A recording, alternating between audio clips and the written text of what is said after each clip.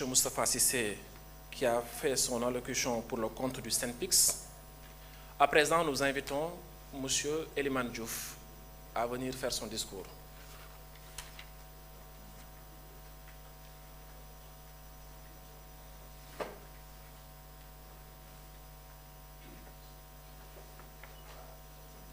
Excellences, Monsieur le Président de la République, Monsieur le Premier ministre, Monsieur le ministre du Travail, de l'Emploi et des Relations avec les institutions, Monsieur le ministre de la Fonction publique, Monsieur le Président du Haut Conseil du Dialogue social, Mesdames et Messieurs les présidents d'organisations patronales, camarades secrétaires généraux des centrales syndicales,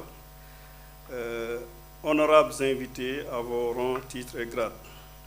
Excellence, Monsieur le Président, permettez-moi tout d'abord de vous transmettre les salutations respectueuses des membres de la Confédération des syndicats autonomes, leurs prières et leur encouragement pour la pleine réussite de la difficile mais exaltante mission que le peuple sénégalais a bien voulu vous confier librement et souverainement. Excellence, Monsieur le Président de la République, la traditionnelle célébration de la Fête internationale du travail de cette année se déroule dans un contexte mondial et national bien particulier. En effet, le contexte mondial est fortement marqué par des bouleversements géopolitiques sans précédent, avec, pour lame de fond, une redoutable guerre commerciale entre les principales puissances déclenchées et entretenues par la première puissance mondiale de la planète. Et elle est entretenue également par de puissants lobbies.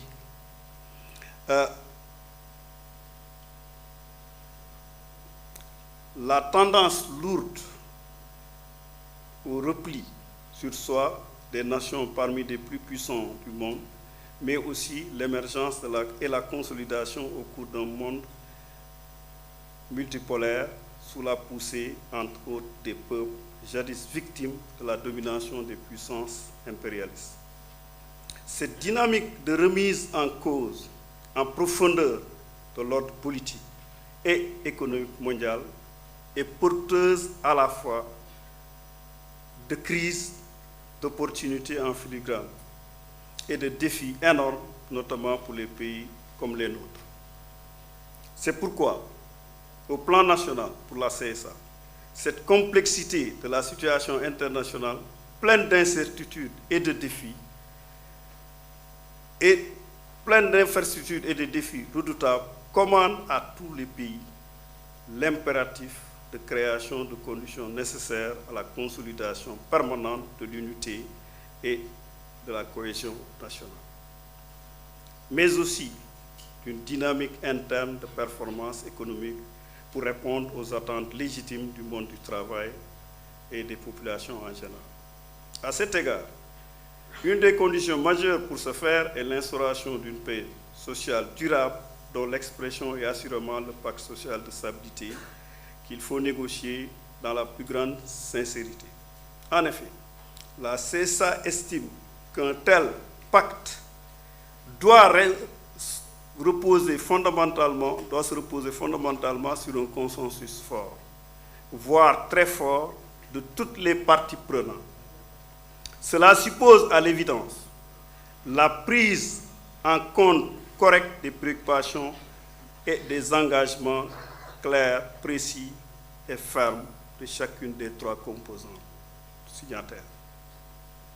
Quant au pacte national de stabilité pour une croissance inclusive et durable négocié depuis 2 mois et dont la signature vient d'avoir lieu, la CSA considère qu'en l'état et pour l'essentiel, les attentes et les engagements des uns et des autres sont clairement, précisément, exhaustivement exprimés.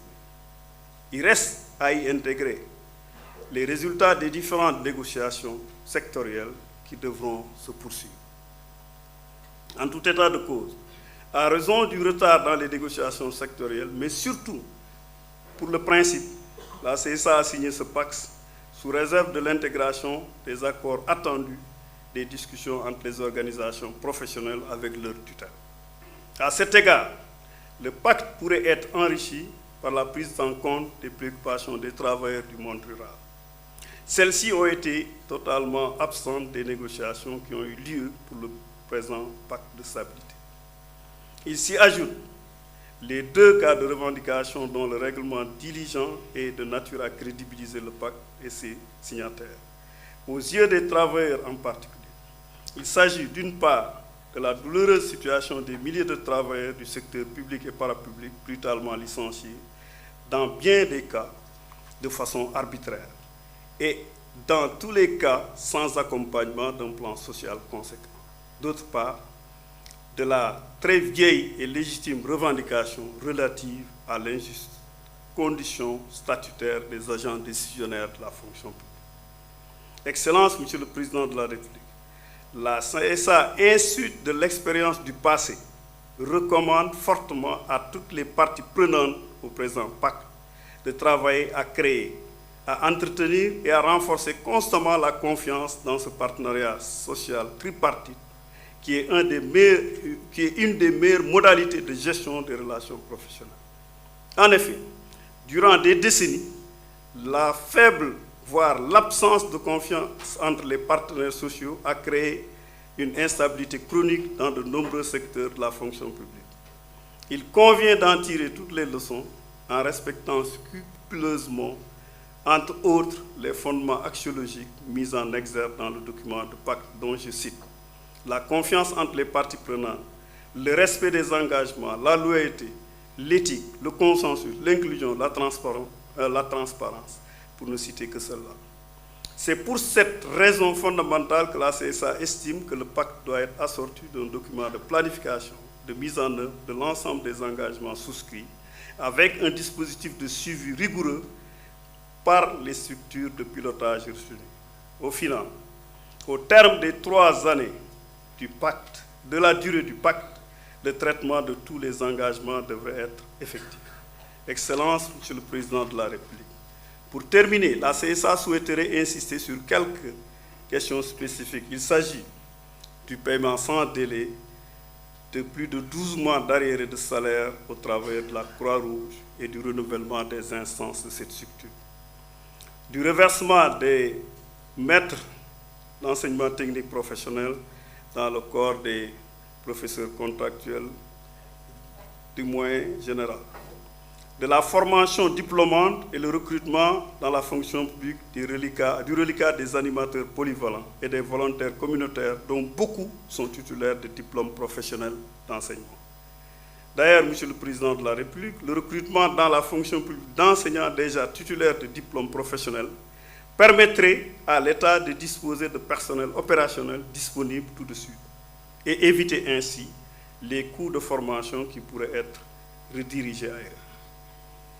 Également de l'application de la Convention nationale et la révision des textes, ainsi que l'assainissement du sous-secteur du gardiennage et de la sécurité privée. De l'application diligente et correcte des décisions de justice en faveur des travailleurs. Et enfin, l'ouverture d'un dialogue structuré sur la place de l'artisanat dans la stratégie nationale de développement. Excellence, Monsieur le Président de la République, la CSA exprime tout son espoir quant aux résultats probants du pacte au moment de l'évaluation finale au bénéfice de toutes les parties prenantes, en définitive dans l'intérêt fondamental de notre cher Sénégal. Je vous remercie de votre aimable attention.